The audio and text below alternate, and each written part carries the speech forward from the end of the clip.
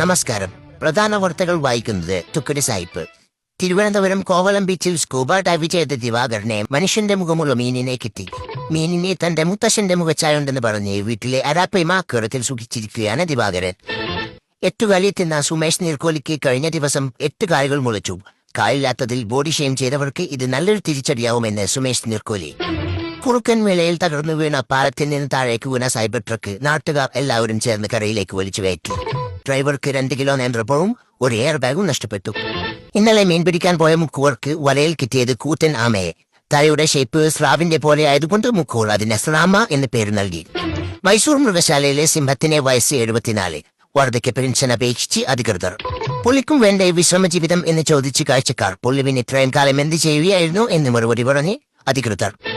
അത്യാധുനിക രീതിയിലുള്ള പറക്കും പുല്ലുവെട്ട് യന്ത്രം വികസിപ്പിച്ചെടുത്ത് കണ്ണൂർ J3 ടെക് യൂട്യൂബ് ചാനലിൽ വീഡിയോ വൈറൽ. പുല്ലുവെട്ട് യന്ത്രം പറപ്പിക്കേണ്ട ആവശ്യം ചോദിച്ചപ്പോൾ ആകാശത്തിലെ പുല്ല് പറന്നറന്നു വെട്ടാം എന്നായിരുന്നു കണ്ണൂസിന്റെ മറുപടി. കൂടുതൽ വാർത്തകൾക്കായി തുക്കിടി സായിപ്പ് ഇൻസ്റ്റാഗ്രാം പേജ് ഫോളോ ചെയ്യുക. വീഡിയോ റീച്ച് ആയാൽ ഇനിയും വരാം. നമസ്കാരം.